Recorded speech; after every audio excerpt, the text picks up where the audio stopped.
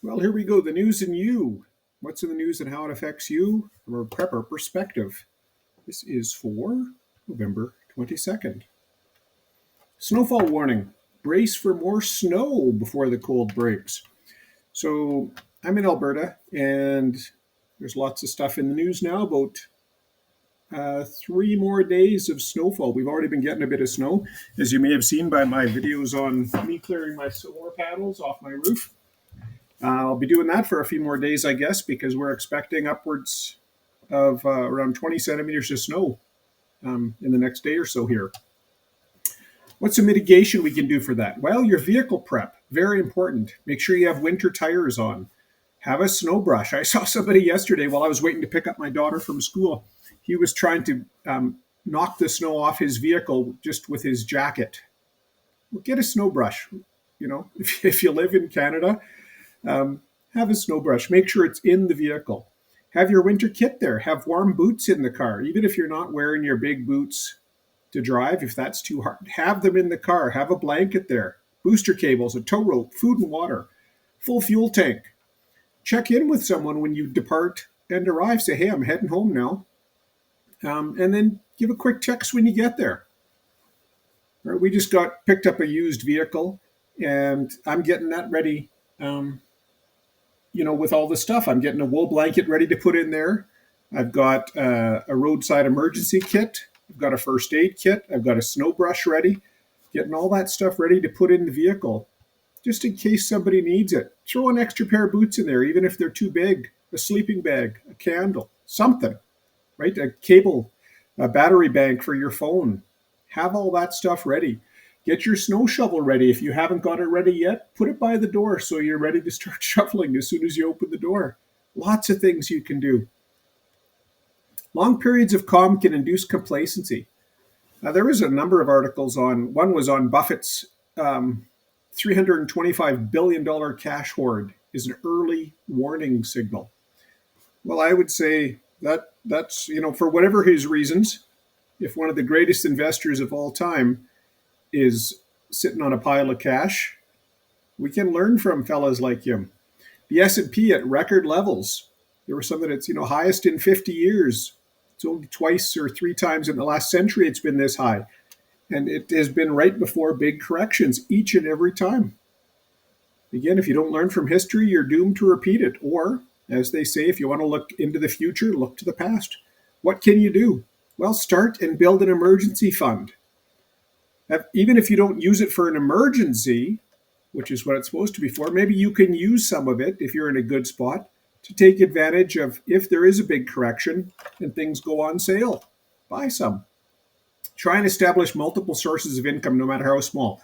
I'm doing this myself. I mean, I'm at the moment currently without work.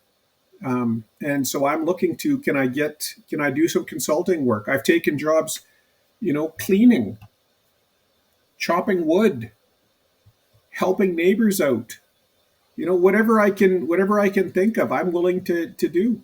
And I'm not going to settle again for, well, I've only got one income. That's okay. The company will look after me.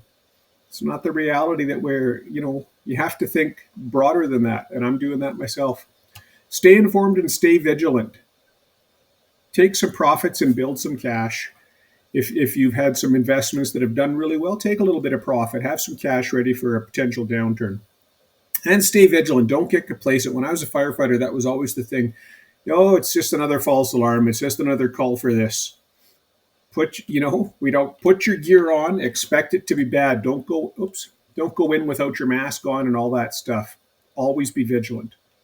Auto insurance rule changes. Rate hikes. So this is in Alberta. They're saying higher rates now, but don't worry. In the future, it could lead to savings for you. Well, that's wonderful in the future. What about right now? They say until the new rates kick in, though, insurers will be able to raise rates for good drivers by 7.5% per year. Huh? I've always wondered that. I've taken professional driving courses. I like to think I'm a pretty good driver.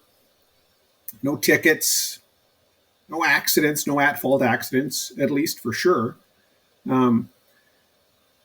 So why am I getting penalized? But they also say, don't worry, bad drivers will still pay more.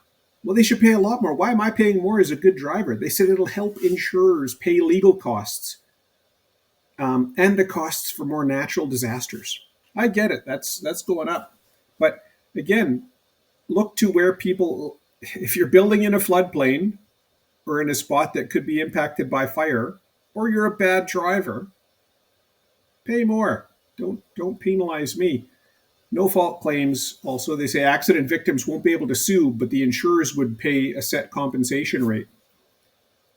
Okay, well, and I'm going through this again. As I mentioned, we just picked up a used vehicle. We've got some new drivers too, some young drivers. A couple of 18-year-olds, a 16-year-old. You want to see your insurance rates go through the roof? Have a look at that. Do anything you can. Encourage good driving. Get people that take their driving courses.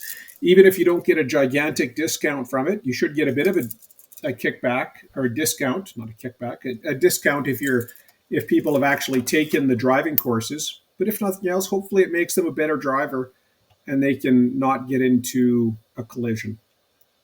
GST holiday. More money in your pocket? 2 months of GST holiday planned by the government. What does it feel like, though? What does it feel like to you? Does it feel like a bribe? Is it just smoke and mirrors? Is it a welcome relief? Are you going to take that money and spend it? Yay, you get something back. It's like when you get your money back, from your taxes at the end of the year. They're giving you back your money that they've taken and used to collect interest on all year long. It's not a gift. It's not a gift.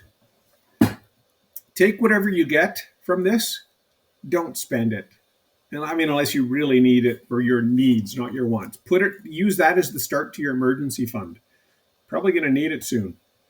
Look deeply at things. Don't be distracted. It's like the bread and circus type stuff from the Romans, right? Let's just give them a couple of free trinkets and some gifts, and everyone will be distracted and no problem, right? I look into it, and if you can, like I say, maybe use that to start your emergency fund.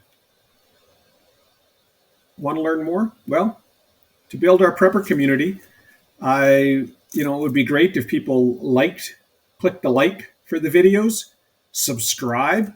That would help a lot. It really would give me encouragement as to, keep going down this path. This is something that I'm very passionate about, and I like to share things. And it doesn't cost anything to click the like and subscribe. I know I'm getting better at this myself. I've sometimes watch a video and I think, yeah, that was a great video, but I didn't click like or subscribe.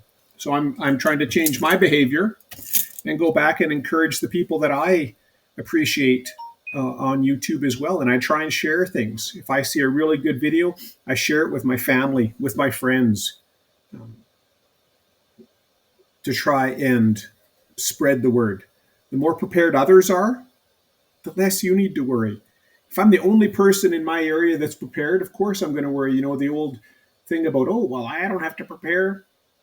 You're prepared. I'll just come to your house. Yeah, that causes me worry, right? But if I can encourage everyone around me to help be a little bit more prepared and it puts them at ease, it'll put me more at ease. So yeah, like and subscribe, share these. Thanks very much.